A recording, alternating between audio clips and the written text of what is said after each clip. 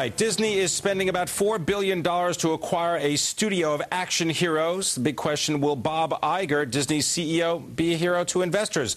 Michael Uslan knows well how Hollywood minds think. He is the executive producer of all of the Batman movies, from Batman to The Dark Knight, and he's got a long list of film credits that extend far beyond Batman.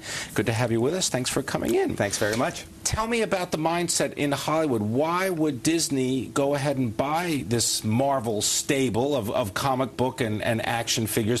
What do they expect to get from it? Well, I think it's a win-win for both sides. With Disney, they're acquiring 5,000 pieces of pretty good intellectual property. And it's also material that can lead them back into the boys business, which they have not been strong in a number of years, as they've concentrated on TV, on Hannah Montana, and then on High School Musical. So it's a great in for the boys market once again, and a way to exploit lots of new properties in merchandising and theme parks. But how does this work for Marvel? I mean, if Marvel, as an independent operation, would get financing from a variety of studios, now they're really only going to get it from one. A competitor isn't going to come in and help them finance a movie, right? I think eventually it will all be incorporated under the Disney umbrella. And that's a danger that comic book fans are concerned about, that there will be less Marvel product coming out if one studio, which only has X number of dollars for development money and only X number of dollars for production financing, is in charge of it all. So I think from Marvel's point of view, the good thing is they've already exploited most of their first-tier characters in that library. They're now looking to the second and ultimately the third tier of those 5,000 characters, so their outlook long-term is not quite as slam dunk as it might have been, and Disney's deep pockets and great distribution all the way into new media makes, I think, a lot of sense. All right, and there's also a little twist to the story, right? Because Bob Iger, the CEO of Disney, he's got a little bit of a family connection with the history of comic books and action figures that might bode well for the people at Marvel, right? He does indeed, and few people know this. Bob's uncle was Jerry Iger, a man I knew, who was one of the early pioneers of the comic book industry. He and Will Eisner formed a partnership in the late 30s and were one of the first creative packagers, where they would have writers and artists working for them. They would create their own superheroes, full comic books, and then sell them to the big comic book companies to publish. So he's got an affinity, at least that's the hope, that he's got an affinity with the comic book and the action figure world. Absolutely. Fans are really hoping that he will respect that family connection and let Marvel be Marvel.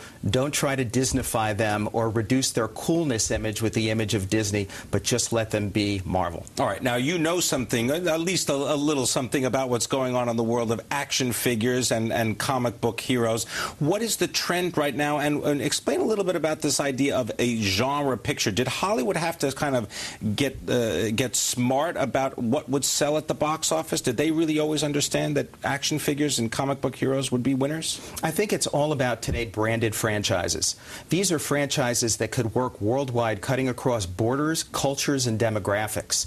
And what better way to do that than with comic books and graphic novels that can be shared experiences where parents and grandparents can take their children and grandchildren to just sharing it all with them. So I think that's one of the things, and it's ripe for merchandising, video games, because the studios are no longer just movie studios. They're really largely international conglomerates. They own lots of companies, have their fingers in lots of pies, and these types of properties grease many wheels. Now, you've got your fingers in a couple of pies, I know, because you've been working on, what, Shazam, as well as something to do with The Shadow, and what you're also marrying Veronica and Archie. Start with that. What are you doing with them? Oh, well, I always wanted to write an Archie comic book, and I went to the publishers of Archie and said, I'd like to do a story where Archie gets married. And they said, you can't do that.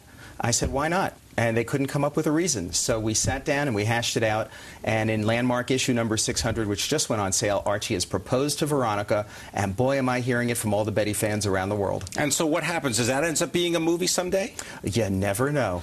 What about what's going on with The Shadow? When do we get to see that in the movie theater? Well, I'm proud to say I'm partnered with Sam Raimi, the director of the Spider-Man films, and Josh Donnan over at Sony, where we're developing The Shadow, which has been one of my favorite characters of all time. And over at Warner Brothers with Pete Siegel, a wonderful director, and Michael Ewing, we're also developing Shazam, Captain Marvel, and that's a lot of fun, too.